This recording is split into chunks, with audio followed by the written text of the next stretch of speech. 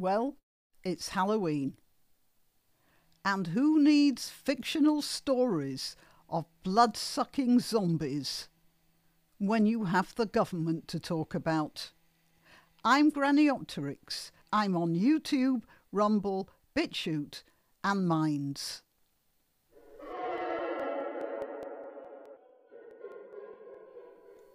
All right, we'll start with the latest news from the budget, which was proposed by Rachel Reeves a couple of days ago.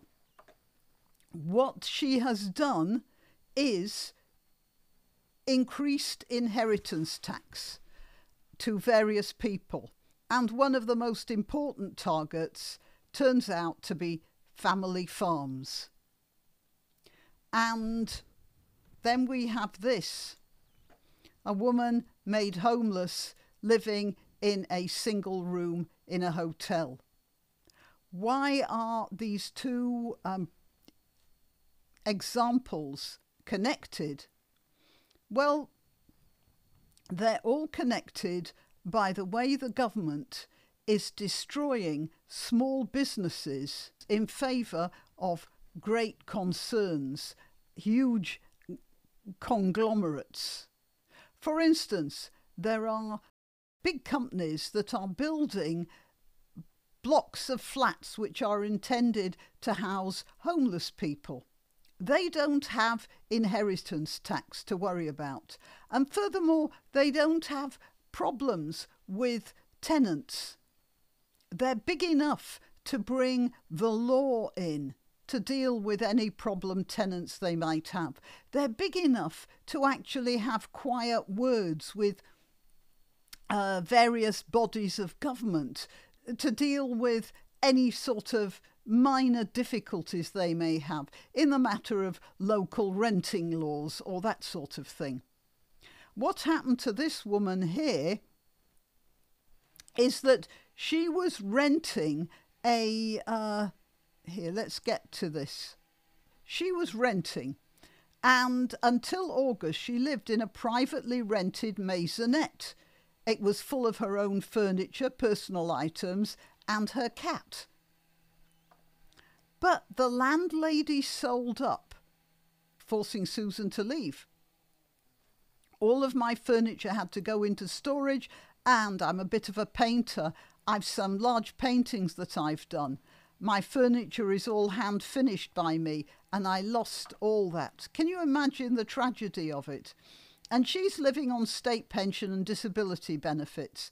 And faced with rising London rents, she couldn't find another private tenancy. And that's because private tenancies are getting fewer and fewer. And they're getting fewer and fewer because of the various, very often well-intentioned laws limiting what private landlords can do. So there are rules about heating. Now there are rules about energy efficiency, certain sorts of facilities. The steps have to be a certain type. I mean, they're all very well intentioned, but it means that fewer and fewer people who used to sort of rent out a back room in a rather dilapidated house, they're not doing that anymore because they don't meet the requirements.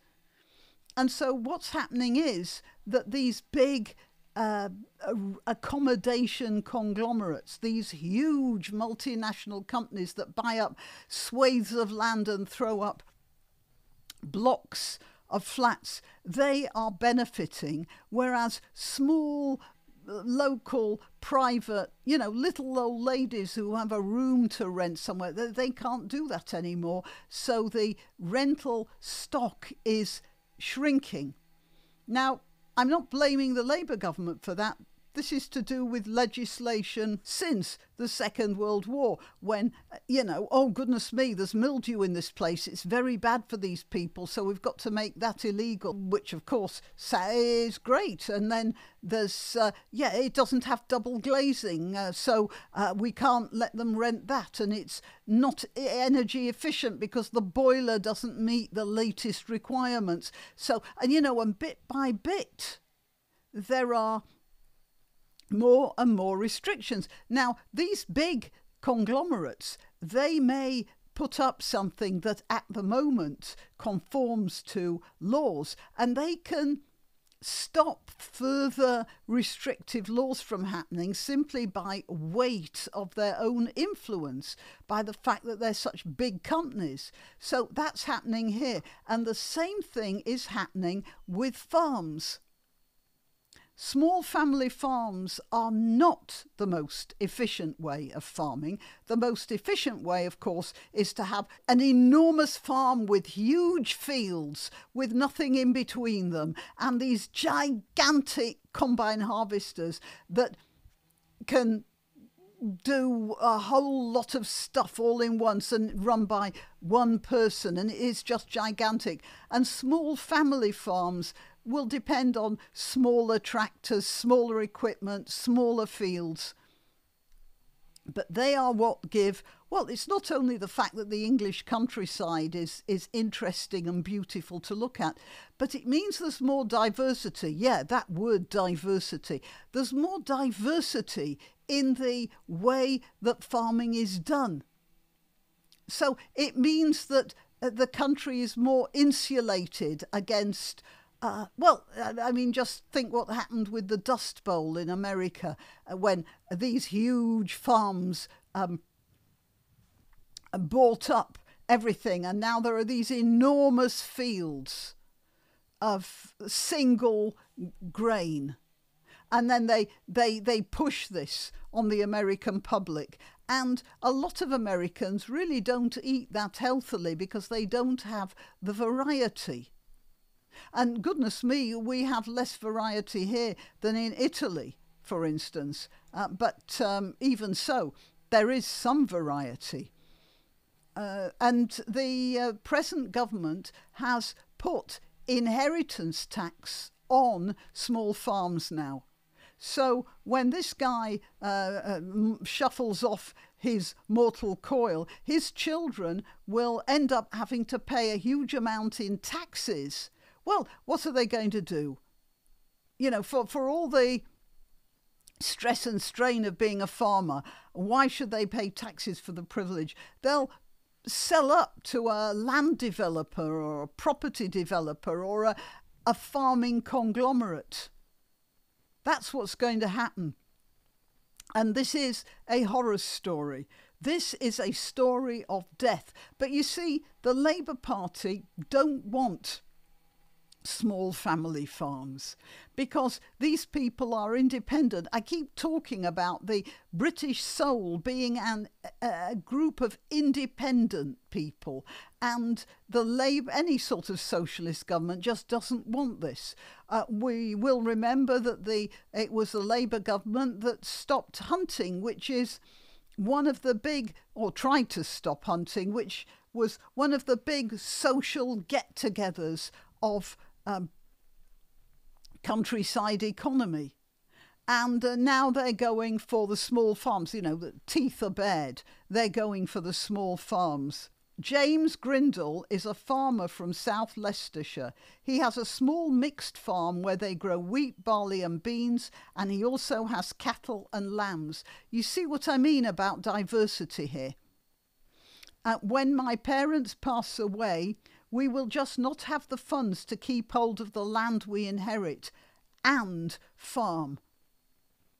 They are going to destroy the British farming economy. And what's going to happen is we're going to be taken up by international conglomerates with less diversity and what's called economies of scale. And where this woman here, she's living in misery in a single room where she can't cook and she can't wash her clothes or she has to go out to do everything. And what's happening is, and that's because there are no small rental accommodations possible in London anymore because of all the well-meaning legislation. And she'll end up, if she's lucky, in some huge faceless block of flats run by some faceless conglomerate that will just take her rent, and if they're not that careful, she won't be able to do anything about it because they're just too big to fight. And yeah, and if that's not a horror story, then I don't know what is. Till next time. Happy Halloween, everyone. You can help my channel by subscribing and clicking the notification bell. That's quite important. And by sharing if you're so inclined. Links to my other channels and to donation methods are in the description.